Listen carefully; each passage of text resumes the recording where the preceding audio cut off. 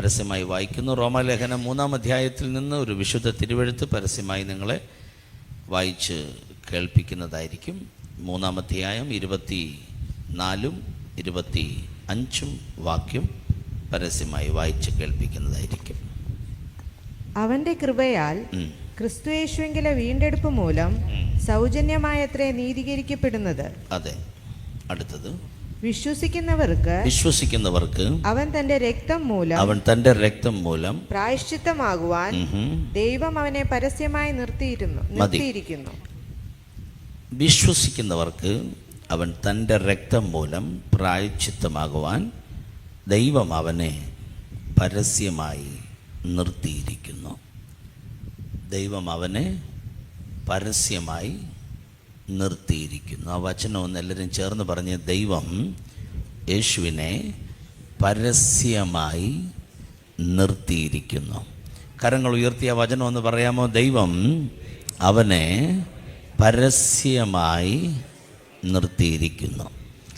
നമ്മളിന്ന് ഈ രാത്രി വെങ്ങാനൂരിൽ നിന്ന് ചില മിനിറ്റുകൾ പലസ്തീൻ്റെ മണ്ണിൽ ഗോൽഗോഥായുടെ മുകളിൽ 2 കള്ളന്മാരുടെ നടുവിൽ തൂങ്ങപ്പെട്ട് നിൽക്കുന്ന നസറേത്തുകാരനാകുന്ന യേശുവിനെ ഒരല്പസമയം ഒന്ന് കാണാൻ പോകുകയാണ്. ഞാൻ പരസ്യ മീറ്റിങ്ങുകളിലൊക്കെ ഏറ്റവും കൂടുതൽ ശുശ്രൂഷിക്കുന്നത് യേശുവിൻ്റെ ക്രൂശിനെയാണ്. ക്രൂശ് മുഖാന്തരം നമ്മെ സ്നേഹിച്ച യേശുവിൻ്റെ സ്നേഹം. എന്നെ ഇവിടെ നിർത്തിയത്, നിങ്ങളെ ഇവിടെ ഇരുത്തിയത് നമ്മുടെ തറവാട് മഹിമയൊന്നുമല്ല, ക്രൂശ് മുഖാന്തരം നമ്മെ സ്നേഹിച്ച പിതാവിൻ്റെ സ്നേഹമാണ്. ക്രിസ്തു മുഖാന്തരമാണ് നമ്മൾ ഈ നന്മയും അനുഗ്രഹങ്ങളും എല്ലാം അനുഭവിച്ചത്. അപ്പം അതുകൊണ്ട് ഇന്ന് രാത്രി ക്രൂശിലേക്കൊന്ന് ഓടിയെടുക്കുന്നത് നല്ലത് തന്നെയാണ്. കടന്നു പോകുന്നവരെല്ലാം തലകുലുക്കി യേശുവിനെ നിന്ദിച്ചു എന്നൊരു വചനമുണ്ട്. എന്ന് വെച്ചാൽ എല്ലാവർക്കും കാണത്തക്കവണ്ണം ആ റോമൻ റോഡിൻ്റെ സൈഡിലായി ഒരു കൊച്ചു മുട്ടക്കുന്ന് ഗോൽഗോഥ. ആ ഗോൽഗോഥ കുന്നിൽ നസ്രായനായ യേശു ക്രൂശിക്കപ്പെടുകയായിരുന്നു. എനിക്ക് ലഭ്യമായ അല്പസമയത്തിനുള്ളിൽ ഞാൻ ആ ക്രൂശ് മുഖാന്തരം വിശുദ്ധ ബൈബിൾ പ്രഖ്യാപിക്കുന്ന ചില ദൈവിക വിടുതലുകളെക്കുറിച്ച് നിങ്ങളോട് പങ്കുവെക്കുവാൻ ഞാൻ കർത്താവിൻ്റെ നാമത്തിൽ ശരണപ്പെടുകയാണ്.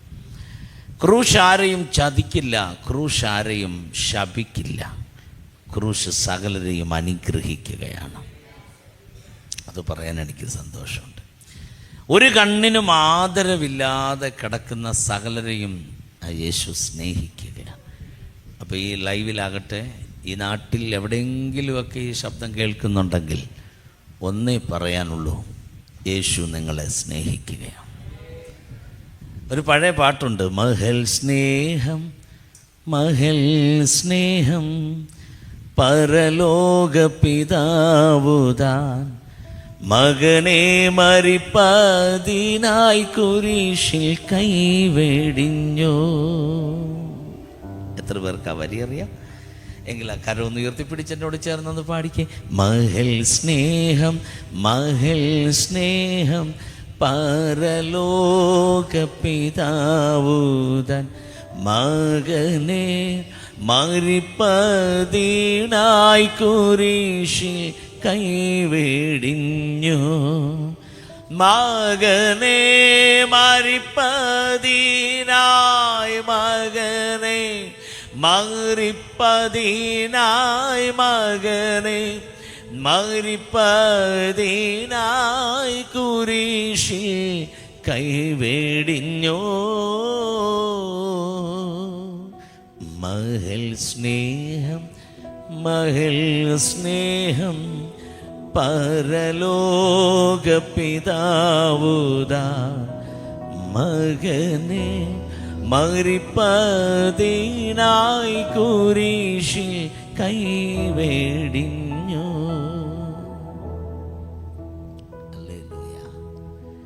എത്ര മനോഹരമായ വരിയല്ലേ? നിങ്ങൾ ചോദിക്കും, ഈ ആകെ പാസ്റ്റർക്ക് 9 മണി വരെ 9 മണിക്ക് യോഗവേ ആശീർവാദം, ഇതിൻ്റെ ഇടയ്ക്ക് എന്തിനാ ഈ പാട്ട് പാടണേ? ഇത് ന്യായമായ ചോദ്യമാണ്. ഞാൻ ഇതിനേക്കാൾ കുറച്ച് മാത്രം ആൾക്കാരുള്ള ഒരു കൺവെൻഷനിൽ ഇവിടെ തിരുവനന്തപുരത്ത് മടത്തറയിൽ പ്രസംഗിക്കാൻ ചെന്നപ്പോൾ ആ ക്രൗഡ് കണ്ടാൽ തന്നെ നമുക്കൊരു മെസ്സേജ് പ്രസംഗിക്കാൻ തോന്നുകയില്ല. കാരണം അതിൻ്റെ അകത്ത് അങ്ങനെയുള്ളൊരു അറ്റ്മോസ്ഫിയർ ഒന്നുമില്ല. എനിവേ, ഞാനിന്ന് പ്രാർത്ഥിച്ച് ഒരുങ്ങി ഇങ്ങനെ ഒരു മീറ്റിങ്ങിൽ പോയത്. കുറച്ച് പേര്, അങ്ങേറ്റം പേര് 10 പേര് കാണും ആ കൺവെൻഷന്, 10 പേര്. അപ്പോൾ ഞാൻ പ്രസംഗിക്കാൻ വേണ്ടി അവിടെ ചെന്ന് നിന്നിട്ട് ഞാനൊരു പാട്ട് പാടി. ആദ്യം ഒരു പാട്ട്, ദൈവസ്നേഹത്തെക്കുറിച്ചുള്ളൊരു പാട്ട് പാടി. പാടാൻ പറ്റിയ അന്തരീക്ഷമൊന്നുമല്ല, അങ്ങനെയുള്ളൊരു മീറ്റിങ്ങും അല്ല അത്, പക്ഷേ കൺവെൻഷൻ എന്നാ പേര്. അപ്പോൾ ഞാനിത് പാടി. ഇത് പാടിക്കൊണ്ടിരിക്കുമ്പോൾ ഒരു അലർച്ചയോടെ, ഒരു കരച്ചിലോടെ ഒരു മനുഷ്യൻ ഓടി എൻ്റെ അടുത്തോട്ട് വരുക. ഒരു ക്രൈസ്തവനല്ല, ഒരു അക്രൈസ്തവൻ. എന്നാ ആ വരിയിൽ യേശു അവനെ തൊട്ടു. പിറ്റേ മാസം ഞാൻ അദ്ദേഹത്തെയും തൻ്റെ ഭാര്യയും തൻ്റെ കൂടെ 6 പേരെയും നെയ്യാർ ഡാമിൽ സ്നാനപ്പെടുത്തി. പ്രസംഗം കൊണ്ടല്ല, ഒറ്റ പാട്ടാണ്. അതാരെക്കുറിച്ചാണെന്നറിയോ? യേശുവിനെ കുറിച്ചാണ്. അതുകൊണ്ട് ഈ ശബ്ദത്തിൻ്റെ റേഞ്ച് എവിടെല്ലാം ഉണ്ട്, അവരോടെല്ലാം യേശു പറയുന്നു, ഞാൻ നിങ്ങളെ സ്നേഹിക്കുകയാണ്. പൗലോസ് റോമൻ ക്രിസ്ത്യാനികളോട് പറയുകയാണ്, യേശുവിൻ്റെ രക്തം മുഖാന്തരം പ്രായശ്ചിത്തമാകേണ്ടതിനായി ദൈവം അവനെ പരസ്യമായി നിർത്തിയിരിക്കുന്നു. യേശുവിൻ്റെ വിസ്താരങ്ങളെല്ലാം ബൈബിൾ പ്രഖ്യാപിക്കുന്നുണ്ട്. ഈവൻ യേശുവിൻ്റെ മിനിസ്ട്രി പരസ്യമായിട്ടുള്ളതാണ്. എല്ലാം പരസ്യമായി, എല്ലാം പരസ്യമായി, എല്ലാം പരസ്യമായി. പക്ഷേ ഇവിടെ വായിക്കുന്ന വാക്യം, കാൽവറിയുടെ കൊലക്കളത്തിൽ പിതാവ് അവനെ പരസ്യമായി നിർത്തി. ആർക്കും അവനെ കണ്ട് രക്ഷിക്കപ്പെടാം. ഇന്ന് രാത്രി വെങ്ങാനൂരിലെ കൺവെൻഷനിൽ ഞങ്ങൾ ആ ക്രൂശ് പരസ്യമായി ഇവിടെ ഉയർത്തുകയാണ്. ഞാനോ ഉയർത്തപ്പെട്ടാൽ സകലരെയും എങ്കിലേക്ക് ആകർഷിക്കാം എന്ന് പറഞ്ഞ യേശുവിൻ്റെ സ്നേഹത്തിനായി സ്തോത്രം. ക്രൂശ് മുഖാന്തരം വിടുവിക്കപ്പെട്ട ചിലരെ ഞാൻ നിങ്ങളുടെ മുമ്പിൽ പരസ്യമായി ഒന്ന് പറയാൻ പോകുകയാണ്. 1-2 വാക്യങ്ങളിലേക്ക് നിങ്ങളുടെ ശ്രദ്ധയെ കൊണ്ടുപോവുകയാണ്. ലൂക്കോസിൻ്റെ സുവിശേഷം 22-ാമത്തെ അധ്യായം, അതിൻ്റെ 50-ാം വാക്യം, 51-ാം വാക്യം പരസ്യമായി വായിക്കും. ലൂക്കോസ് സുവിശേഷം 22-ാം അധ്യായം 50-ാം വാക്യം, 51-ാം വാക്യം. എൻ്റെ യേശുവിൻ്റെ ക്രൂശീകരണത്തോട് ബന്ധപ്പെട്ട് വിടുതൽ അനുഭവിച്ച പലരെ കുറിച്ച് ബൈബിൾ പറയുന്നുണ്ട്. അതിലൊരാളുടെ കാര്യമാണ് ഇപ്പോൾ പറയാൻ പോകുന്നത്. ലൂക്കോസ് 22:50-51 പ്ലീസ്. അവരിലൊരുത്തൻ മഹാപുരോഹിതന്റെ ദാസനെ വെട്ടി അവന്റെ വലത്തെ കാതറുത്തു. അതെ. അപ്പോൾ യേശു ഇത്രയ്ക്ക് വിടുവീൻ എന്ന് പറഞ്ഞ് അവന്റെ കാത് തൊട്ട് സൗഖ്യമാക്കി. നിങ്ങൾ നോക്കിക്കേ, ഇത് ക്രൂശീകരണത്തിന് മുമ്പുള്ള യേശുവിനെ അറസ്റ്റ് ചെയ്യുന്ന സമയത്ത് നടന്ന ഒരു സംഭവമാണ്. ആ സംഭവം നടക്കുന്നത് ഗദശമന തോട്ടത്തിൽ വെച്ചാണ്. ഗദശമന തോട്ടത്തിൽ യേശു പ്രാർത്ഥനയ്ക്ക് വേണ്ടി 3 ശിഷ്യവൃന്ദങ്ങളുമായി പോകുന്ന സമയം, അവരെ 3 പേരെയും പ്രാർത്ഥനയ്ക്ക് വേണ്ടി അവിടെ ഇരുത്തിയിട്ട് കുറച്ചും കൂടി മുമ്പോട്ട് പോയി ഒരു കല്ലിൻ്റെ മീതെ യേശു കവന്ന് വീണ് കിടന്ന് പ്രാർത്ഥിക്കുകയാണ്. ആ പ്രാർത്ഥന സാധാരണ പ്രാർത്ഥനയല്ലായിരുന്നു, അതൊരു അധ്വാനമായിരുന്നു. അധ്വാനിക്കുന്നവൻ വിയർക്കുമെങ്കിൽ യേശു വിയർത്തു. രക്തത്തുള്ളികൾ വിയർപ്പ് തുള്ളികളായി ഇറ്റിറ്റ് നിലത്ത് നിപതിക്കുന്ന ഒരു പ്രാർത്ഥന. ബ്ലഡ് ക്യാൻസർ വന്നവനെ പോലെ, ലുക്കീമിയ വന്നവനെ പോലെ രക്തത്തുള്ളികൾ വിയർപ്പ് തുള്ളികളായി നിലത്ത് വീഴുന്ന ഒരു പ്രാർത്ഥന. ഉലകലോകത്തിൻ്റെ മുഴുവൻ പാപവും നിറഞ്ഞു മറിയുന്ന ക്രോധമദ്യം വെച്ച് നീട്ടുന്ന ദൂതൻ്റെ കയ്യിൽ നിന്ന് വാങ്ങി മട്ടോളം വാട്ടമന്യെ പാനം ചെയ്തുള്ള ഒരു പ്രാർത്ഥന. ആ പ്രാർത്ഥന കഴിഞ്ഞ് വരുമ്പോൾ 3 ഉറങ്ങുന്നത് കണ്ട് യേശു അവരെ ഉണർത്തി എന്ന് ബൈബിൾ പറയുന്നു. മർക്കോസ് 14 വായിക്കുന്നത്, അവർ ഉറങ്ങുന്നത് കണ്ട് യേശു ശീമോനെ തട്ടി എഴുന്നേൽപ്പിച്ചിട്ട്, ശീമോനെ നീ ഉറങ്ങുന്നുവോ എന്ന് യേശു ചോദിക്കുന്നു. യേശു കർത്താവ് അവരെ ഉണർത്തിയതിന് ശേഷം ആ സമയമാണ് ദീപട്ടി പന്തങ്ങളും കുന്തങ്ങളുമൊക്കെയായി യൂദയുടെ നേതൃത്വത്തിൽ ഒരുപറ്റം റോമൻ കാപാലികരും പിന്നെ ബാക്കി യഹൂദ ചേവകരും യേശുവിനെ അറസ്റ്റ് ചെയ്യാൻ വരുന്നത്. സുവിശേഷങ്ങളിൽ വായിക്കുന്നു, അതറിഞ്ഞിട്ട് യേശു പുറത്തേക്ക് ഇറങ്ങിച്ചെന്നു. ചോദിച്ചു, നിങ്ങൾ ആരെ തിരയുകയാണ്? അവർ പറഞ്ഞു, ഞങ്ങൾ നസറായനായ യേശുവിനെ തിരയുന്നു. യേശു പറഞ്ഞു, അത് ഞാനാണ്. പത്രോസിനെയും യാക്കോബിനെയും യോഹന്നാനെയൊക്കെ അവിടെ സേഫ് ചെയ്തുകൊണ്ടാണ് യേശു പറയുന്നത്, ഞാനാണ്, എന്നെ അറസ്റ്റ് ചെയ്യുക. അതാണ് ഒറിജിനൽ ലീഡർ. അണികളെ പിടിക്കാൻ കൊടുത്തിട്ട് എസ്കേപ്പ് ആകുന്നവനല്ല ഒറിജിനൽ ലീഡർ. അണികളെ സംരക്ഷിച്ചിട്ട് ലീഡർ അറസ്റ്റ് വരിക്കപ്പെടുകയാണ്. ആ ലീഡറെ ഇന്ന് രാത്രി ഞങ്ങളിവിടെ ഉയർത്തുന്നത്. അവൻ്റെ പേരാ യേശു. അവർ യേശുവിനെ അറസ്റ്റ് ചെയ്തു. അറസ്റ്റ് ചെയ്യുന്ന സമയത്ത്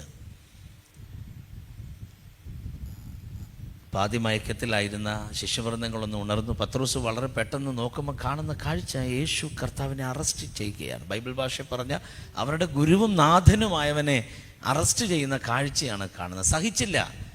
ചാടി എഴുന്നേറ്റ് ഉറയിൽ കരുതിയ വാൾ വലിച്ചൂരി ഒരൊറ്റ ഓട്ടമാണ്. എന്തിനാണെന്നറിയാമോ? പക തീർക്കുവാൻ വേണ്ടി. വാളിൻ്റെ ശാസ്ത്രം വീശി വെട്ടുക, തലയരിയുക. പക്ഷേ പത്രോസിന് അതുമെല്ലാം അറിയാമോ? എനിക്കറിയില്ല. വെട്ടി കൊണ്ടു. മഹാപുരോഹിതൻ്റെ ദാസനാകുന്ന മൽക്കോസിൻ്റെ വലത് കാതിൽ ആ വാൾ വന്ന് വീശി. കാതറുത്ത് താഴെ വീണു. 2 മഹാപുരോഹിതന്മാരെ കുറിച്ച് ബൈബിൾ പറയുന്നുണ്ട്. ഒന്ന് ഹന്നാവും 2 കയ്യഫാവും. നീലക്കുപ്പായവും നീല നിലയങ്കിയും നടുക്കെട്ടും അരക്കെട്ടുമൊക്കെ കെട്ടി, യഹോവയ്ക്ക് വിശുദ്ധമെന്നുള്ള നെറ്റിപ്പട്ടമൊക്കെ കെട്ടി, മാർപ്പതക്കവും ഏഫോദുമൊക്കെ ധരിച്ച് 2 ചുമൽക്കണ്ടങ്ങളിൽ ഗോത്രപിതാക്കന്മാരുടെ 12 പേരുകൾ കൊത്തവണ്ണം 12 ഗോമേതക കല്ലുകൾ കൊത്തി, അതിലാ പേരുമൊക്കെ കൊത്തിവെച്ചോണ്ട് കുപ്പായത്തിൽ മാതളപ്പഴങ്ങളും പൊന്മണികളും കെട്ടിത്തൂക്കി, നറുംപശ്യം ഗുൽഗുലും ഹൽബാനപ്പശ്യം നിർമ്മല സാമ്പ്രാണിയും ഉപ്പും കൂടി ചേർത്തുണ്ടാക്കിയ സുഗന്ധവർഗം കയ്യിലെടുത്ത് ധൂപം കട്ടാൻ പോകുന്ന പുരോഹിതന്മാരെ പലസ്തീൻ്റെ മണ്ണിന് പരിചയമാണ്. അവരാണ് ഈ മിഷന് നേതൃത്വം കൊടുക്കുന്നത്. എന്തായിരുന്നു അവരുടെ മിഷൻ? യേശുവിനെ പിടിക്കുക, അറസ്റ്റ് ചെയ്യുക. പകല് യേശുവിനെ അവർക്ക് അറസ്റ്റ് ചെയ്യാം. കാരണം യേശുവിൻ്റെ മിനിസ്ട്രി രഹസ്യമല്ല, പരസ്യമാണ്. ബോഡി ഗാർഡിൻ്റെ കൂടെയല്ല യേശു നടക്കുന്നത്. ഇന്നത്തെ അച്ചാച്ചന്മാർ നടക്കുന്ന പോലെയല്ല യേശു നടക്കണേ. യേശു 12 ശിഷ്യന്മാരെ കൂടെ കൂട്ടിയത് സെക്യൂരിറ്റി ഗാർഡായിട്ടല്ല, യേശുവിൻ്റെ മിനിസ്ട്രി ഹാൻഡ് ഓവർ ചെയ്യാൻ വേണ്ടിയാണ്. ആർക്കും എപ്പോഴും ഏത് സമയത്തും യേശുവിൻ്റെ അടുക്കൽ വരാം. രാത്രി യേശു കർത്താവ് മുഴുവൻ സമയവും സ്പെൻഡ് ചെയ്യുന്നത് ഒലിവുമലയുടെ മുകളിലാണ്. യേശു നസറത്തിലേക്ക് പിന്നെ പോയിട്ടില്ല. എല്ലാ ശിഷ്യന്മാരും അവരവരുടെ വീടുകളിലേക്ക് പോകും. ഈവനിങ്ങിലെ മിനിസ്ട്രി കഴിയുമ്പോൾ ബത്സയിദക്കാർ നേരെ ബത്സയിദായിലെ വീട്ടിലേക്കും, പത്രോസിൻ്റെ അമ്മാവിയമ്മയുടെ വീട് കഫർനഹൂമിലുണ്ട്, കഫർനഹൂമിലേക്കും പത്രോസ് പലായനം ചെയ്യും. യേശു കർത്താവ് ഒരു കാരണവശാലും ഒരു വീട്ടിലും പോയി അന്തി ഉറങ്ങിയിട്ടില്ല. യേശു കർത്താവ് മുഴുവൻ സമയവും സ്പെൻഡ് ചെയ്തത് ഒലിവുമലയുടെ മുകളിലായിരുന്നു. ഇന്ന് രാത്രി ഞാനിവിടെ നിന്നുകൊണ്ട് ഈ വചനം പറയുമ്പോൾ 3 വർഷം ഒലിവുമലയിൽ താമസിച്ചവനെയാ ഞങ്ങൾ പ്രസംഗിക്കുന്നത്. ഓർക്കുക, ഒരു ഒലിവുമലയുടെ മുകളിൽ 3.5 വർഷം പാർത്തവനെ സേവിക്കാൻ ഇറങ്ങിത്തിരിച്ച നിനക്ക് സ്വസ്ഥമായി പാർക്കാൻ ഒരു വാടക വീടെങ്കിലും ഉണ്ടെങ്കിൽ ഇന്ന് രാത്രി നന്ദി പറയാതെ പോകരുത്. അവൻ നല്ലവനല്ലോ, അവൻ്റെ ദയ എന്നേക്കും ഉള്ളത്. യേശു കർത്താവിനെ പിടിക്കണമെങ്കിൽ പല പല സാഹചര്യങ്ങളുണ്ട്. പക്ഷെ ജനം മുഴുവൻ അവൻ്റെ പുറകെ ആയി പോയതുകൊണ്ട് പട്ടാപ്പകൽ അവർക്കൊന്നും ചെയ്യാൻ ഭയമായിരുന്നു. പുരോഹിതന്മാർ തന്നെ പറയുന്നൊരു സ്റ്റേറ്റ്മെൻ്റ് ഉണ്ട്, ലോകം അവൻ്റെ പിന്നാലെ ആയിപ്പോയി. ഇന്ന് രാത്രി ഞാനിവിടെ നിന്നുകൊണ്ട് ഇത് കൈമാറുകയാണ്. ഇന്നല്ലെങ്കിൽ നാളെ ഇന്ത്യ അവൻ്റെ പുറകെ ആകും.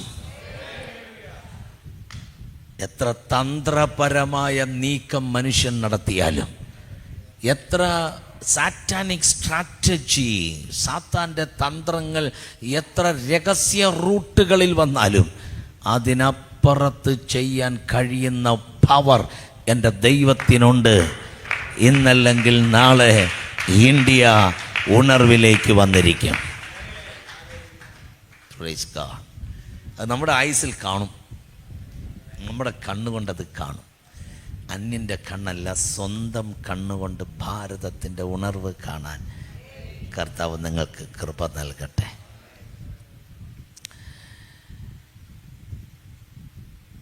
മഹാപുരോഹിതൻ്റെ ദാസൻ്റെ വലത് കാത് അറുത്ത് താഴെ ഇട്ടപ്പോൾ ഒരു നല്ല കാര്യമാണ് ചെയ്തത് പത്രോസ്. നല്ല കാര്യമാണ്. കാര്യം ലീഡറെ തൊട്ടാ വെട്ടും. നല്ല കാര്യമാണ്. വേണ യേശു കർത്താവിനെ നടന്നങ്ങോട്ട് എങ്ങനെയുണ്ട് മൽക്കോസ്, ഇതാണ് എന്നോട് കൈവച്ചാൽ കാല് വെച്ചാൽ ഇങ്ങനെയാണ് എന്ന് യേശുവിന് വേണേ പറയാം. പക്ഷേ അതല്ല യേശു. അങ്ങനെയൊരു യേശു ഇല്ല. യേശു മൽക്കോസിൻ്റെ കാതറുത്തിങ്ങനെ താഴെ വീണ് ചോര ഒഴുകിക്കൊണ്ടിരിക്കുന്ന സമയം, കൊള്ളാം, വെൽഡൻ ശിമോനെ, നന്നായിരിക്കുന്നു എന്നൊന്നും യേശു പറഞ്ഞിട്ടില്ല, പറയത്തില്ല. യേശു അതല്ല. യേശു താക്കീത് ചെയ്യുന്നത് ശിമോനെയാ. വാളുറയിലിട് ശിമോനെ, വാളുറയിലിട്. വാളെടുക്കുന്നവൻ വാളാൻ. യേശുവിൻ്റെ സാമ്രാജ്യം വളരുന്നത് വാളുകൊണ്ടല്ല, കുന്തം കൊണ്ടല്ല, സ്നേഹം കൊണ്ടാണ്. പല പല പ്രസ്ഥാനങ്ങൾ ഭൂമിയിലുണ്ട്. ഇതെല്ലാം വളരുന്നത് വാളുകൊണ്ടും കുന്തം കൊണ്ടും ചോര ചൊരിഞ്ഞുമൊക്കെയാണ്. വീട് കയറി വെട്ടിയും കൊന്നും, കൊലപാതകങ്ങൾ നടത്തിയും രക്തം ചിന്തിയും എണ്ണം കുറച്ചും കേസ് കൊടുത്തും FIR ഇട്ടും കോടതി കയറ്റിയും ഒരു തെറ്റും ചെയ്യാത്തവരെ ശിക്ഷയ്ക്ക് വിധിച്ചും ഒക്കെയാണ് പലരും വളർന്നു വന്നത്. പക്ഷെ ക്രിസ്ത്യാനിത്വം വളർന്നത് വാളുകൊണ്ടല്ല, കുന്തം കൊണ്ടല്ല, ചോര ചൊരിഞ്ഞിട്ടല്ല, ആരെയും കൊലയ്ക്ക് കൊടുത്തിട്ടല്ല.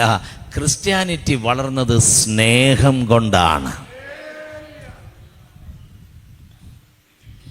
ആമേൻ.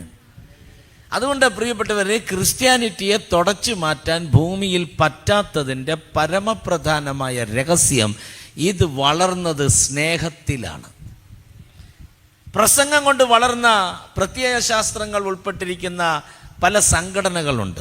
പ്രസംഗിച്ചു വളർത്തിയവരാണ്, പ്രസംഗിച്ചു വളർത്തിയവർ. നമ്മുടെ ക്രിസ്ത്യാനിറ്റി ഒന്നും പ്രസംഗിച്ചു വളർത്തിയതല്ല. ക്രിസ്ത്യാനിറ്റി വളർന്നത് മുഴുവൻ സ്നേഹത്തിലാണ്.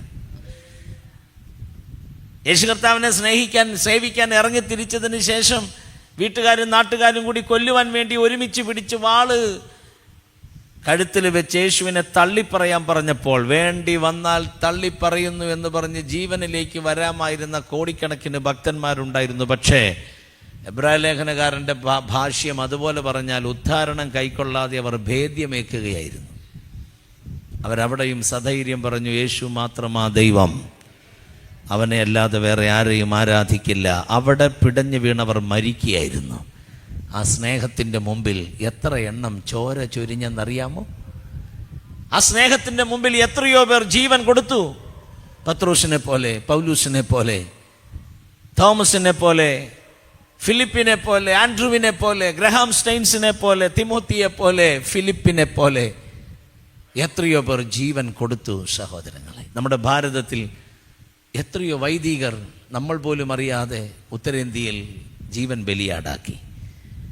നമ്മളാരും അറിയുന്നില്ല കണക്ക്. നൈജീരിയയിൽ, ക്രിസ്ത്യൻ രാജ്യമായ നൈജീരിയയിൽ മുസ്ലിം സഹോദരങ്ങൾ എത്രയോ ക്രിസ്ത്യാനികളുടെ കഴുത്തറുത്ത് പച്ചയ്ക്ക് കത്തിച്ച് ജീവനോടെ കുഴിച്ചിട്ട് ക്രിസ്ത്യാനിറ്റിയെ മൂടാൻ നോക്കുന്നു. നടക്കില്ല. മൂടാം, പക്ഷെ മൂന്നാം പൊക്ക ഉയർക്കും. ഒന്നുകൂടെ പറയുന്നു, നിനക്ക് മൂടാം, പക്ഷേ ഇത് മൂന്നാം പൊക്ക ഉയർക്കുന്നതാണ്. അങ്ങനെ ഉയർത്ത് കാണിച്ച നസറത്തുകാരനാകുന്ന യേശുവാണ് ക്രിസ്ത്യാനിറ്റിയുടെ ലീഡർ. അതുകൊണ്ട് തന്നെ ഞങ്ങൾക്ക് സധൈര്യം ഇന്ന് രാത്രി വചനം പറയുന്നതിൽ ആവേശമേ ഉള്ളൂ. എവറി നീ shall bow, every tongue shall confess that Jesus Christ is Lord.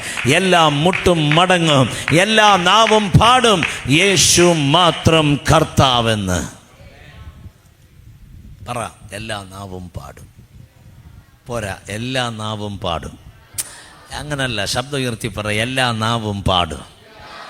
സകല ജാതി മതസ്ഥരും യേശുവിനെ കുറിച്ച് പാടുകയാണ്. സകല ജാതി മതസ്ഥരും യേശുവിനെ കുറിച്ച് പാടും. എല്ലാ നാവും പാടും.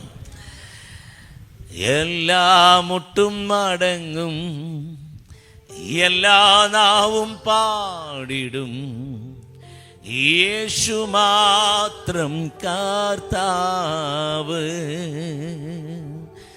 എല്ലാ മുട്ടും മടങ്ങും, എല്ലാ നാവും പാടിടും, യേശു മാത്രം കർത്താവ്. എല്ലാ മുട്ടും മടങ്ങും, എല്ലാ നാവും പാടിടും, യേശു മാത്രം കർത്താവ്. എല്ലാ മുട്ടും മടങ്ങും, എല്ലാ നാവും പാടിടും, യേശു മാത്രം. please lift up your hands. Every knee shall bow, every tongue confess that Jesus Christ is Lord. Every knee, oh, every tongue confess that Jesus Christ is. Oh, hallelujah. Thank you, Lord. Bible പറയുന്നു, വായിച്ച വാക്യം എന്താ? യേശു പടയാളികളോട് പറയും, ഇത്രയ്ക്ക് വിടുവീൻ, എന്നെ ഒന്ന് വിട്ടേ. അവർ യേശുവിനെ വിട്ടു. യേശു ചെയ്തത്, നടന്ന് ചെന്ന് മുറിഞ്ഞു കിടക്കുന്ന കാതെടുത്തു. ഒരാളുടെ കാത് മുറിഞ്ഞ് താഴെ കിടക്കുക എന്ന് പറഞ്ഞ പുള്ളി അവിടെ ചുമ്മാട്ട് ചിരിച്ചുകൊണ്ടിരിക്കുകയെന്നാണോ നിങ്ങൾ വിചാരിച്ചേ? ആ മനുഷ്യൻ അനുഭവിക്കുന്ന വേദന എത്ര അഗാധമായിരിക്കും. മറ്റൊരാളുടെ വേദന കണ്ട് നിൽക്കുന്നവനല്ല യേശു. അത് ആരാണെങ്കിലും ശരി, അതേത് ജാതിയിൽപ്പെട്ടവനാണെങ്കിലും ശരി, ഏത് മതത്തിൽപ്പെട്ടവനാണെങ്കിലും ശരി, യേശുവിൻ്റെ മുമ്പിലാണ് അവൻ പെടയുന്നതെങ്കിൽ യേശു നടന്നെത്തിയിരിക്കും. ഞാൻ ഒന്നുകൂടെ പറയുന്നു, ഏത് ജാതിയിൽപ്പെട്ടവനാണെങ്കിലും ശരി, ഏത് മതത്തിൽപ്പെട്ടവനാണെങ്കിലും ശരി, യേശുവിൻ്റെ മുമ്പിലാണ് കരയുന്നതെങ്കിൽ, യേശുവിൻ്റെ മുമ്പിലാണ് പെടയുന്നതെങ്കിൽ കണ്ടു നിൽക്കുന്നവനല്ല യേശു. യേശുവിന് ജാതിയില്ല, യേശുവിന് മതമില്ല, യേശു നിറം നോക്കാറില്ല, യേശു ജാതി നോക്കാറില്ല. യേശുവിന് വേണ്ടത് നിന്റെ ഹൃദയം മാത്രമാണ്. അങ്ങനെ ഒറ്റ നാമേയുള്ളൂ ഭൂമിയിൽ, അത് യേശുവാണ്. സത്യം പറഞ്ഞ യേശു ക്രിസ്ത്യാനികളുടെയും കൂടി ദൈവമല്ല, അന്നോ വിശ്വസിക്കുന്നവൻ്റെ ദൈവമാണ്. ഒന്നുകൂടെ പറയുന്നു, യേശു ക്രിസ്ത്യാനികളുടെ ദൈവമല്ല, യേശു വിശ്വസിക്കുന്നവൻ്റെ ദൈവമാണ്. ഇന്ന് രാത്രി ഈ പാമ ശബ്ദ പരിധിയിൽ ഞങ്ങളെ കേൾക്കുന്ന സകലരോടും ഞാൻ സംവാദിക്കുകയാ. നീ ആരുമായിക്കൊള്ളട്ടെ, ഒറ്റ വിളി, എൻ്റെ യേശുവേ.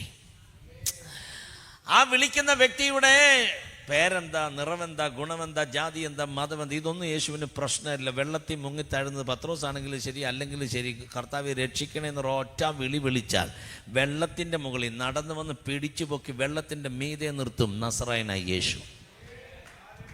അത് സാറേ ഈ യേശുവിനെ പ്രീച്ച് ചെയ്യാനുള്ള ഏക കാരണം, ഇവന് ജാതിയില്ല. ഇന്ന് മനുഷ്യൻ ജാതിക്ക് വേണ്ടി, വർഗീയതയ്ക്ക് വേണ്ടി സംസാരിച്ചു കൊണ്ടിരിക്കുമ്പോൾ, മനുഷ്യരെ തമ്മിൽ തല്ലി ഭിന്നിപ്പിച്ചു കൊണ്ടിരിക്കുമ്പോൾ, ജനത്തെയെല്ലാം ഒരുപോലെ സ്നേഹിക്കുന്ന എൻ്റെ കർത്താവിൻ്റെ സ്നേഹത്തിന് ഈ തലമുറയ്ക്ക് സ്വാധീനതയുണ്ട്. യേശു നിന്നെ സ്നേഹിക്കുകയാണ്. അല്ല, ഇവിടെ ഇരിക്കുന്ന ഓരോരുത്തരും ചിന്തിച്ചേ, യേശുവിന് അങ്ങനെ വല്ല വേറുകൃത്യം ഉണ്ടായിരുന്നെങ്കിൽ നമ്മി പലരും ഇങ്ങനെ നിൽക്കുമോ? നമുക്ക് വല്ല ഇങ്ങനെ നിൽക്കാൻ ചാൻസ് ഉണ്ടാകുമോ സാറേ? ഇങ്ങനെ ആയിത്തീർന്നത് പോലും ക്രൂശ് മുഖാന്തരം നമ്മെ സ്നേഹിച്ച അപ്പൻ്റെ സ്നേഹമല്ലേ. ഹല്ലേലൂയ. അപ്പം അതുകൊണ്ട് ഈ സ്നേഹത്തിൻ്റെ മുമ്പിൽ എങ്ങനെ സ്തുതിക്കാമോ അങ്ങനെ എല്ലാം കർത്താവിനെ സ്തുതിച്ചോണം. ഞാൻ എൻ്റെ 17-ാമത്തെ വയസ്സിൽ കർത്താവിൻ്റെ വചനം പഠിക്കാൻ ബൈബിൾ സ്കൂളിൽ പോയത്. 30 വർഷത്തേക്ക് കഴിയുന്നു ഈ പുസ്തകം എടുത്തുകൊണ്ട് ഇറങ്ങിയിട്ട്. കാര്യം എന്നാണെന്നറിയാമോ? കൊച്ചുനാളിലെ ഈ ഹൃദയം അങ്ങോട്ട് ഹാൻഡ് ഓവർ ചെയ്തതാ. ഒരു ദിവസം പോലും വേസ്റ്റ് ചെയ്യരുതെന്ന് ഒരു നിർബന്ധം മനസ്സിലുണ്ടായിരുന്നു. കാര്യം ഒരു ഗതിയും പിടിക്കില്ല എന്ന് വീടും നാടും വരച്ചു വെച്ച അനുഭവങ്ങളെ സാക്ഷി നിർത്തി ഈ പുസ്തകം യാമൻ താഴ്ത്തിയില്ല, ഉയർത്തുകയായിരുന്നു. താഴ്ചയിലും അവനെ സേവിക്കാനുള്ള ഭാഗ്യം നൽകി. ദാവീദ് പാടി, നമ്മുടെ താഴ്ചയിൽ നമ്മെ ഓർത്തവന് അവൻ നല്ലവനല്ലോ, അവൻ്റെ ദയ എന്നേക്കുമുള്ളത്. യേശു നടന്നു എന്നു കുനിഞ്ഞ കാത് കൈകൊണ്ടെടുത്തു. കൈപൊത്തി കരയുന്ന മൽക്കോസിന്റെ അടുക്കിലേക്ക് നടന്നു നീങ്ങുന്ന നീക്കം കാണുമ്പോൾ മറക്കരുത്, ഏദൻ തോട്ടത്തിൽ കുനിഞ്ഞ് ഒരു കൂമ്പാരം പൂഴിയിൽ നിന്ന് മനുഷ്യരൂപമുണ്ടാക്കി മൂക്കിൽ ജീവശ്വാസമൂതി മണ്ണ് മാംസമായി മാറി ജീവൻ കിട്ടിയവന് പേരിട്ടു ആദാം. അത് ഏദൻ തോട്ടം. ദേ ഇത് ഗദശമനത്തോട്ടം. കുനിഞ്ഞ കാത് കൈകൊണ്ടെടുത്ത് മുറിഞ്ഞ ആ പാടിലേക്ക് വെച്ച് കൊടുക്കുമ്പോൾ വെങ്ങാനൂർ ദേശക്കാരോട് ഒന്നേ പറയാനുള്ളൂ, ശത്രുവിനെയും സ്നേഹിക്കുന്ന ഏക സ്നേഹം യേശുവിൻ്റെയാണ്.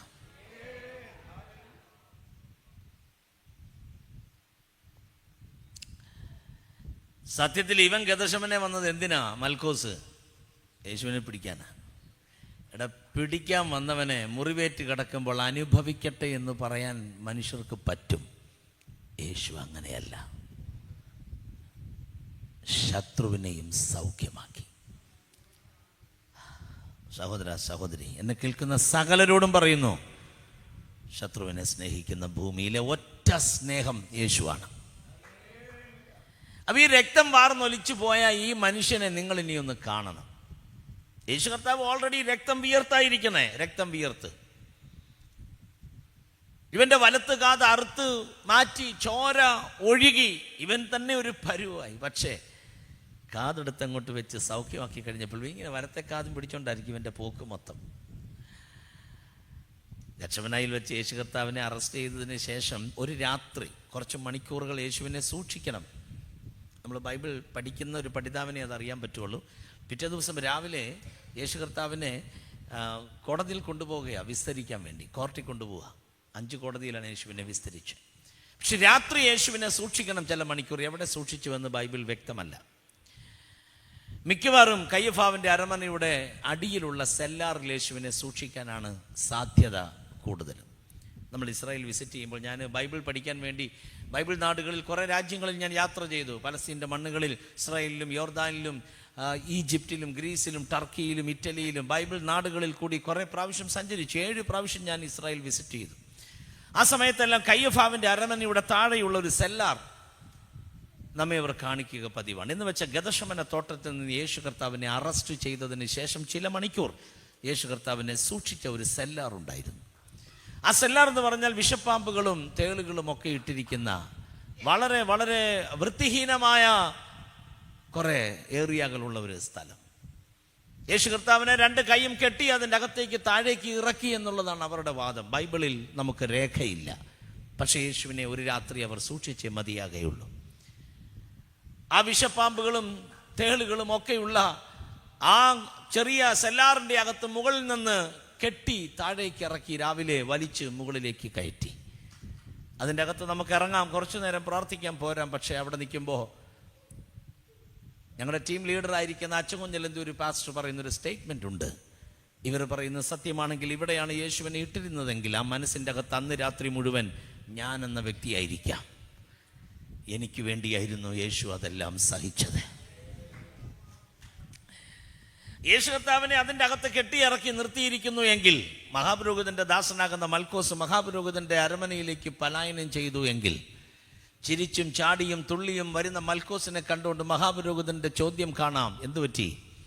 ഭയങ്കര സന്തോഷം നിന്റെ മുഖത്ത്, എന്തുപറ്റി? കാതലിങ്ങനെ പിടിച്ചുകൊണ്ടിരിക്കുന്നത് എന്തുപറ്റി? യേശുവിനെ പിടിച്ചുകൊണ്ടാണോ? യേശുവിനെ അറസ്റ്റ് ചെയ്തുകൊണ്ടാണോ ഈ സന്തോഷം? താൻ പറയും, സാറേ അല്ല, യേശുവിനെ പിടിച്ചത് കൊണ്ടല്ല ഈ സന്തോഷം, യേശു എന്നെ പിടിച്ചത് കൊണ്ടാണ്. യേശുവിനെ പിടിച്ചത് കൊണ്ടല്ല ഈ സന്തോഷം, യേശു എന്നെ പിടിച്ചത് കൊണ്ടാ. മനസ്സിലായില്ല? നീ എന്തേ പറയണേ? സാറേ ഒരു കാര്യം പറയാനുണ്ട്. പുള്ളിയുടെ മെസ്സേജ് മുഴുവൻ കാതെ പിടിച്ചോണ്ടായിരിക്കും, പുള്ളിയുടെ സാക്ഷി മുഴുവൻ വലത്ത് കാതെ പിടിച്ചോണ്ടായിരിക്കും. സാറേ, സാറ് പറയുന്ന ഒരു യേശു ഉണ്ടല്ലോ, സത്യത്തിൽ സാറ് പറഞ്ഞ ആളല്ല ഒറിജിനൽ യേശു. സാറിനാ തെറ്റിയത്. സാറേ, ഈ കാത് കണ്ടോ? അവരുടെ കൂടെയുള്ളൊരുത്തൻ വെട്ടിക്കളഞ്ഞതാ. യേശു എന്താ ചെയ്തെന്നറിയോ? നടന്നു വന്ന് കാതെടുത്ത് ഇങ്ങോട്ട് വെച്ചു, ഒട്ടിച്ചു, സൗഖ്യമായി. സാറിനി പറ, ഇങ്ങനത്തെ ഒരു യേശുവിനെയാണോ സാർ ഓടിച്ചിട്ട് പിടിക്കാൻ നോക്കിയേ? സാറ് പറയുന്ന ആളല്ലത്. ഇതുപോലൊരാൾ വേറെ ഇല്ല സാറേ, ഇതുപോലെ സ്നേഹിക്കുന്ന ഒരാൾ വേറെ ഇല്ല സാറേ. ഇന്ന് രാത്രി വെങ്ങാനൂരിലെ എല്ലാ സാറുമാരോടും പറയാനുള്ളത്, ഇതുപോലെ നിന്നെ സ്നേഹിക്കുന്ന വേറൊരാൾ ഭൂമിയിൽ കിട്ടില്ല. ഒരായുസ് മുഴുവൻ ജീവിച്ചിരുന്ന് നീ കണ്ണിൽ മാമി എണ്ണയൊഴിച്ച് കാത്തിരുന്നാലും ഇതുപോലൊരു നാഥനെ നിന്റെ നാമി മുമ്പിൽ കണ്ടുകിട്ടുകയില്ല. അതുപോലെ നിന്നെ സ്നേഹിച്ച ഏക സ്നേഹം നസ്രായന യേശുവിൻ്റെ സ്നേഹം.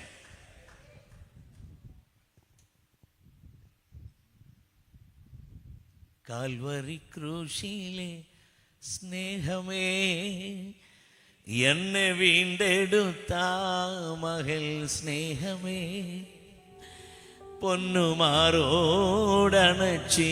സ്നേഹമേ, എൻ്റെ കണ്ണീർ തുടച്ചിടും സ്നേഹമേ, കാൽവറി ക്രൂശിലെ സ്നേഹമേ, എന്നെ വീണ്ടെടുത്ത മകൾ സ്നേഹമേ, പൊന്നുമാറോടണച്ചിടും സ്നേഹമേ, എൻ്റെ കണ്ണീർ തുടച്ചിടും. എത്ര പേർക്ക് വരി അറിയാം?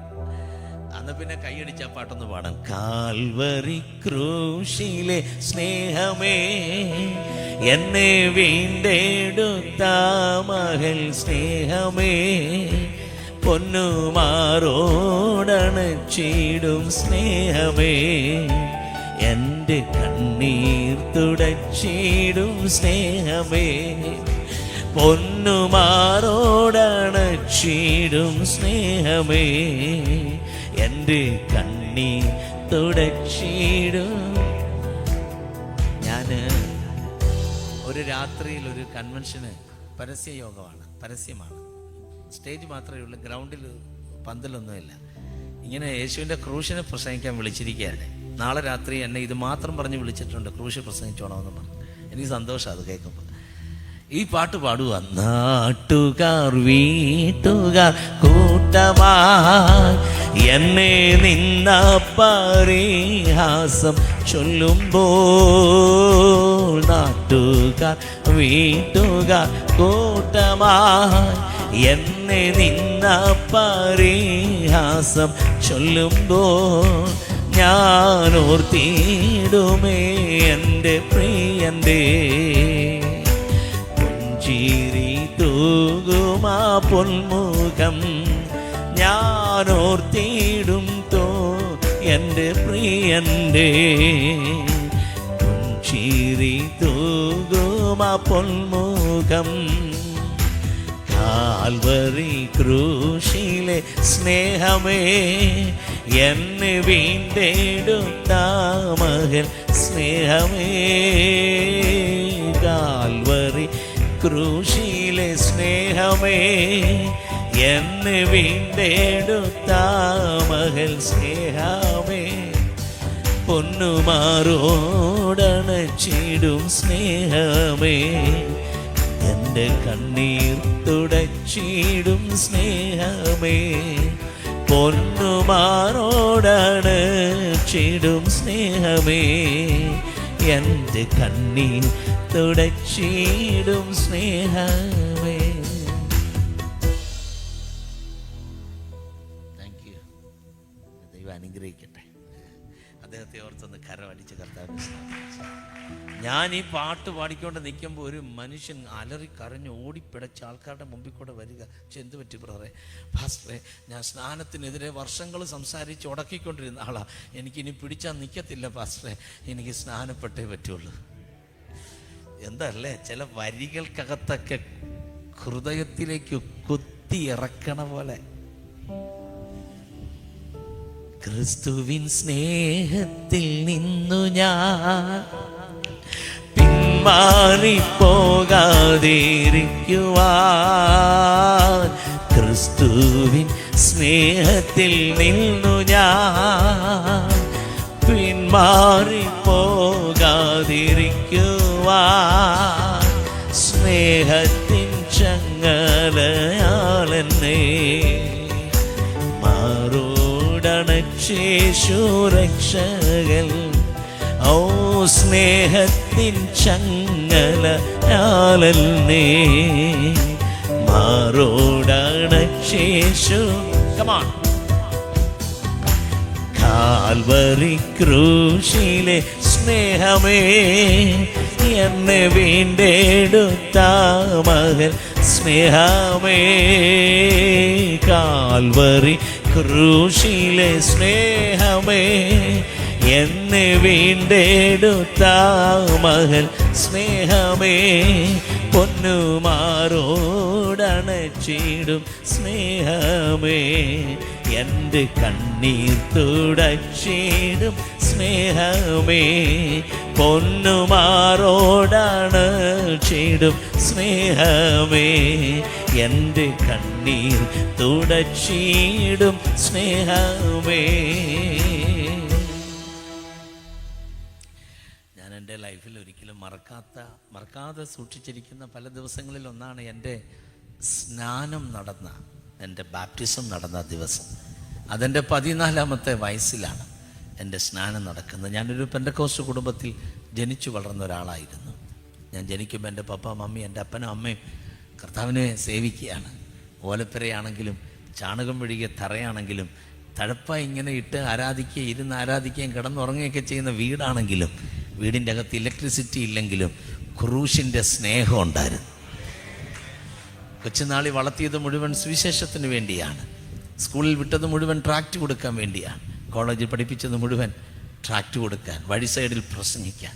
15-ാമത്തെ വയസ്സിൽ റോഡ് സൈഡിൽ നിന്ന് പ്രസംഗിക്കും.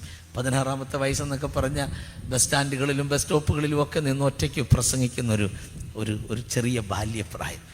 അങ്ങനെ വളർന്നു വന്ന ഞാനാണ് 14-ാമത്തെ വയസ്സിൽ സ്നാനപ്പെടാൻ വേണ്ടി വെള്ളത്തിലോട്ട് ഇറങ്ങിച്ചെല്ലുമ്പോൾ അലറി കരഞ്ഞോണ്ടാണ് ഇറങ്ങിച്ചെന്നേ. പാപബോധം, എന്ത് പാപം ചെയ്തെന്നൊന്നും അറിയത്തില്ല. കാര്യം 14 വയസ്സിൽ എന്താ ചെയ്യണേ? സ്വന്തം വീട്ടിൽ, ഓലപ്പുര വീട്ടിൽ കറണ്ടില്ല, ടി വി ഇല്ല. അപ്പുറത്തെ ഒരു വീട്ടിൽ ടി വി വാങ്ങിയപ്പോഴത്തേന് ഒന്ന് ക്രിക്കറ്റ് കളി കാണാൻ പോയതാ. അപ്പൻ അവിടെ വന്നാ അടിച്ചത്. നിന്നെ വളർത്തുന്നത് സുവിശേഷത്തിന് വേണ്ടിയാന്ന് പറഞ്ഞാൽ അടിച്ചേ. ഇതൊക്കെയാ ചെയ്ത പാപമെന്ന് പറയണേ. പക്ഷേ സ്നാനത്തിലേക്ക് ഇറങ്ങുന്ന സമയം അലറി കരയുകയായിരുന്നു. എന്ന് വെച്ചാ ചിരിച്ചോണ്ടല്ല സ്നാനം. പാപബോധമകത്ത് വരുമ്പോൾ, ഹൃദയം തകരുമ്പോൾ, എനിക്ക് വേണ്ടി കാൽവറിയിൽ മരിച്ച യേശുവിനെ, എനിക്ക് വേണ്ടി 3-ാം ദിവസം ഉയർത്ത യേശുവിനെ, ഇന്ന് രാത്രി വായിച്ച വാക്യം പോലെ പരസ്യമായി പിതാവ് നിർത്തിയ യേശുവിനെ വെള്ളത്തിലിറങ്ങി പരസ്യമായി സാക്ഷീകരിക്കാൻ ഈ പ്രായത്തിൽ എനിക്ക് ഭാഗ്യം കിട്ടിയല്ലോ എന്ന് ഓർക്കുമ്പോൾ ചിരിക്കാനൊക്കില്ല സാറേ. ചിരിച്ചോണ്ട് ഓളത്തിലും ബെന്തക്കോസി വന്നവർ ഓരോ ഓളത്തിൽ അവർ ഇറങ്ങിപ്പോകും. പക്ഷെ അനുഭവങ്ങളിൽ ദൈവം തൊട്ട് പാപബോധത്തിൽ യേശുവിൻ്റെ ക്രൂശ് അകത്ത് കയറി, അകത്ത് രക്ഷ കയറി വന്ന ആരെങ്കിലും എന്നെ കേൾക്കുന്നെങ്കിൽ, സ്നാനപ്പെട്ടത് കരഞ്ഞുകൊണ്ടാണ് എന്ന് ഉറപ്പുണ്ടെങ്കിൽ, ഇന്ന് രാത്രി ഞാനിത് പറയുമ്പോൾ സ്നാനജലത്തിലേക്ക് ഇറങ്ങി വെള്ളത്തിൽ മുങ്ങി സ്നാനമേറ്റ ആ ദിവസം മറക്കാതെ ഓർമ്മയുടെ ചെപ്പ് തുറന്നാൽ പൊങ്ങി വരുന്ന കുറെ കുമിളകൾ അതിൻ്റെ അകത്തുണ്ടെങ്കിൽ, ഇന്ന് രാത്രി ഞാൻ ഈ പറയുന്നത് നിങ്ങൾക്ക് ഡൈജസ്റ്റ് ആകാൻ സെക്കൻഡ് മതി. കാര്യം അത് എൻ്റെ മാത്രം എക്സ്പീരിയൻസ് അല്ല, അത് നിങ്ങളുടെയും കൂടി അനുഭവമാണ്. സമയം തീരാൻ പോവാ. പറയാൻ നേരം എനിക്ക് കിട്ടിയില്ലെങ്കിൽ മറന്നുപോയാൽ കടം കിടക്കും.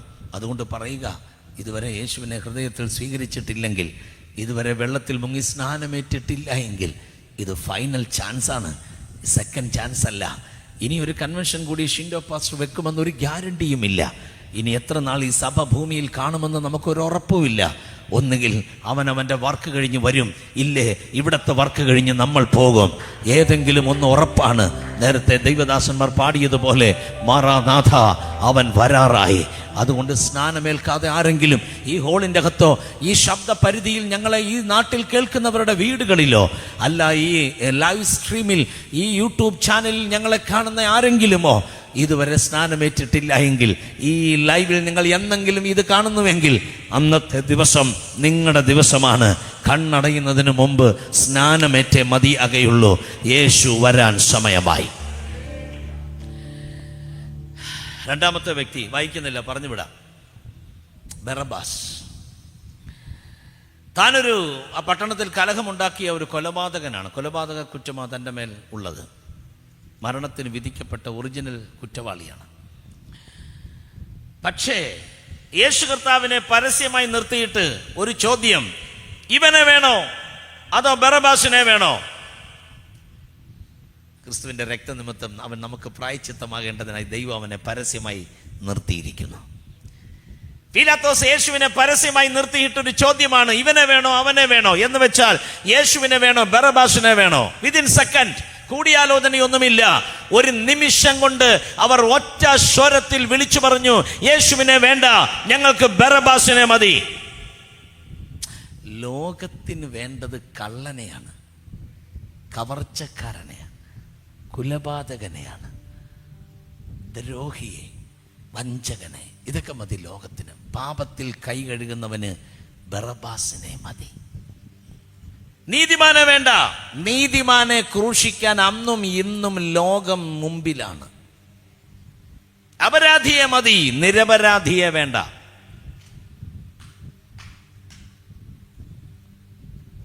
ഇനി വേറൊരു തത്വം കൂടി ഇതിൻ്റെ അകത്തുണ്ട്. യേശു കർത്താവ് ക്രൂശിക്കപ്പെടാൻ വേണ്ടി വിസ്തരിക്കുമ്പോൾ ഞാനൊരു തെറ്റും ചെയ്തിട്ടില്ല, എൻ്റെ കൈ നിഷ്കളങ്കമാണ്, ഇങ്ങനൊന്നും യേശു പറയുന്നില്ല. ഉണ്ടോ?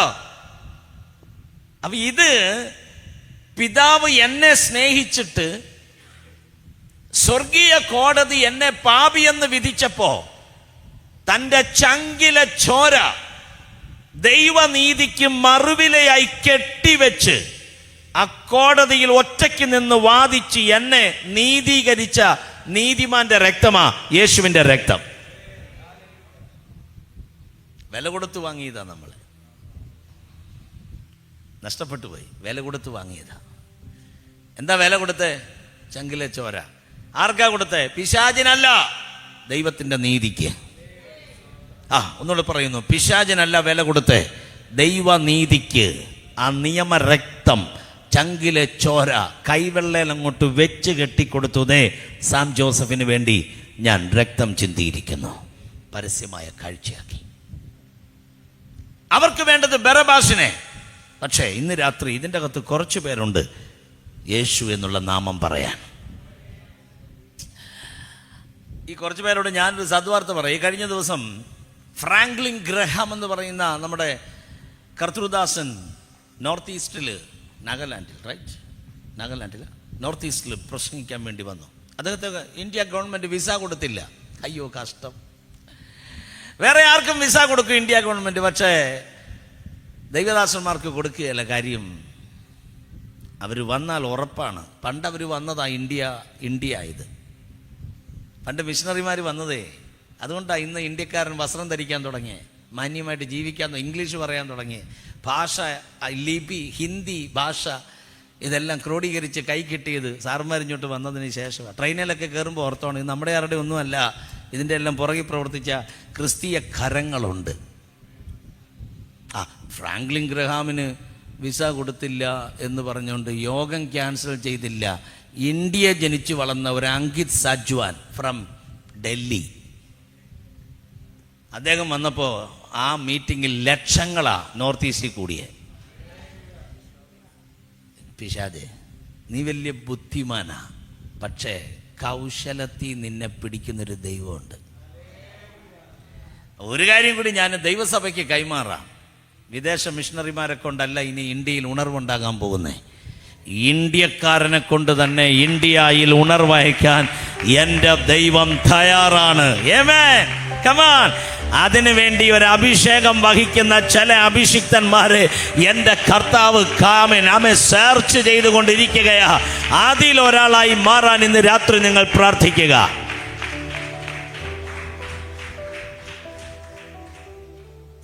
മേഘാലയയിൽ ലക്ഷങ്ങളാ കൂടി. ഇതേ ഇപ്പം മിസോറാമിൽ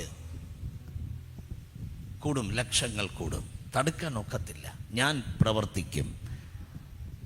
ആർ തടുക്ക എന്ന് വെച്ചാൽ തടുക്കാൻ തൻ്റെ ഇടമുണ്ട്, തടുക്കണം അതിൻ്റെ അർത്ഥം. ഒന്നിലധികം പ്രാവശ്യം ബൈബിൾ പറയുന്ന ഒരു സ്റ്റേറ്റ്മെൻ്റ് ഉണ്ട്, സൈന്യങ്ങളുടെ ദൈവമായ യഹോവ ഇപ്രകാരം അരുളി ചെയ്തു. അതിൻ്റെ തനതായ അർത്ഥം എന്നാണെന്നറിയാമോ? പറഞ്ഞതുപോലെ ചെയ്യാൻ കരുത്തുള്ളവൻ അരുളി ചെയ്യുന്നു. ഇന്ത്യ ഉണർവിൻ്റെ ലാൻഡാണ്. ചിലരൊക്കെ ഉപദ്രവിച്ചെന്ന് വരാം, ജയിലിലിട്ടെന്ന് വരാം, ചിലരൊക്കെ കൊന്നെന്ന് വരാം, ചിലരുടെയൊക്കെ പേരിൽ FIR ഇട്ടെന്ന് വരാം. ആഴ്ചയിൽ ഒന്ന് വെച്ച് പോലീസ് സ്റ്റേഷനിൽ കൊണ്ടുപോയി ഒപ്പിടിയിപ്പിക്കത്തക്കവണ്ണം മിഷണറിമാരെ കഴുത്തിന് പിടിച്ചെന്ന് വരാം. ദൈവദാസന്മാരുടെ സഭാ ഹോളുകൾ തല്ലി തകർത്തെന്ന് വരാം. എൻ്റെ പൊന്നു സാറേ, ഈ കാണുന്ന ബിൽഡിംഗ് അല്ല സഭ. ഈ കാണുന്ന നീ JCB കൊണ്ട് ഇടിച്ചു തകർക്കുന്നതല്ല സഭ. ഇതിൻ്റെ അകത്ത് ആത്മശക്തിയോടെ വളർന്നു വരുന്ന ഒരു സഭയുണ്ട്. അതിനെ തകർക്കാൻ പിശാചിന് കഴിയില്ല. യേശു പറഞ്ഞു, ഞാൻ എൻ്റെ സഭയെ പണിയും, പാതാള ഗോപുരങ്ങൾ അതിനെ ജയിക്കയില്ല.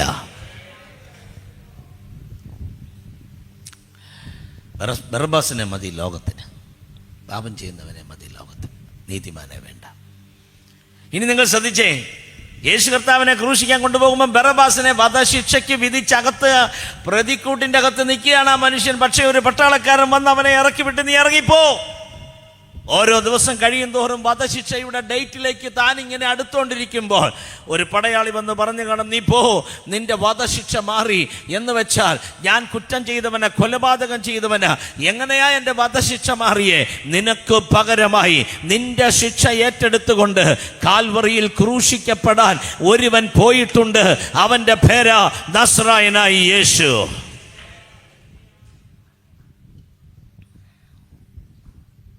കൊല്ലും കൊലയൊക്കെ ചെയ്ത് മറ്റുള്ളവരെ ഉപദ്രവിച്ച് തലവേദനയായി മദ്യവും മയക്കുമരുന്നിന് അടിമപ്പെട്ട് അമ്മയേതാ പെങ്ങളേതാ. കഴിഞ്ഞ ദിവസം സ്വന്തം അമ്മയെ കൊന്ന ഒരു മകനെക്കുറിച്ച് വായിച്ചപ്പോൾ വേദനിച്ചു പോയി. ലോകം അങ്ങനെയായിപ്പോയി. മക്കളെ, നിനക്ക് ജീവൻ തരാൻ കരുത്തുള്ള ഒരേ ഒരു നാമം യേശുവാണ്. ഒത്തിരി പ്രത്യയ ശാസ്ത്രങ്ങൾ ഈ മണ്ണിൽ കാണും മോനെ, പക്ഷെ നേർവഴി നടത്താൻ കഴിയുന്ന ഒരേ ഒരു നാമം യേശുവിൻ്റെ സ്നേഹം മാത്രമാണ്. അതുകൊണ്ട് യേശു ഇന്ന് രാത്രി നിന്നെ മാറോടി ചേർക്കാൻ ആഗ്രഹിക്കുകയാ. അവന് കൈ കൊടുക്കാൻ കഴിയുന്നവർക്കായി സ്തോത്രം. മൂന്നാമത്തെ ആളെയും കൂടി പറഞ്ഞിട്ട് ഞാൻ എൻ്റെ വാക്ക് അവസാനിപ്പിക്കാം. ക്രൂശും ഏന്തി യേശു കർത്താവ് മുൾമുടി ചൂടി 2 കവളത്തും തല്ലുമേടിച്ച് കണ്ണുകെട്ടി തല്ലുകൊണ്ട് യേശു കർത്താവ് മുഖത്ത് തുപ്പലേറ്റ് തല മുതൽ പാദം വരെ ചോര ചൊരിഞ്ഞ് 2 കൈയും വിരിച്ച് കാട്ടുമരം എടുത്തുകൊണ്ട് ഗോൽഗോഥ വരെ നടന്നു നീങ്ങുമ്പോൾ പലവരു നിലത്ത് വീഴുന്ന ആ നസ്രായനെ താങ്ങി എഴുന്നേൽപ്പിക്കേണ്ടതിനായി നിർബന്ധത്തിന് വഴങ്ങിയ ഒരു കറുത്ത വർഗ്ഗക്കാരൻ, ആഫ്രിക്കൻ, ഒരു കുറേനക്കാരൻ, ഐത്യോപ്യൻ നടന്നു വരുമ്പോൾ കടന്നു പിടിച്ച് അവനെ യേശുവിൻ്റെ അടുത്തേക്ക് തള്ളിവിട്ട് ചെന്ന് പിടിക്കാൻ പറഞ്ഞു. മനസ്സില്ല, മനസ്സോടെ കാട്ടുമരത്തെ തൊട്ടേ അവൻ്റെ തലമുറയുടെ കാര്യത്തിന് തീരുമാനമാക്കിയിട്ട നസറായൻ കാൽവറിയിലേക്ക് നടന്നു പോകുന്നത്. ഒന്നുകൂടെ പറയുന്നു, മനസ്സില്ല, മനസ്സോടെ കാൽവറിയെ ക്രൂശിനെ തൊട്ട കുറേനക്കാരൻ്റെ തലമുറയുടെ കാര്യം തീരുമാനമാക്കിയിട്ട യേശു ക്രൂശും ചുമന്ന് നടന്നു പോയത്. അതെ, ക്രൂശ് മുഖാന്തരം അലക്സാണ്ടറും രൂഫസും ദൈവ കൃപയിൽ വിജയിപ്പാനിടയായി.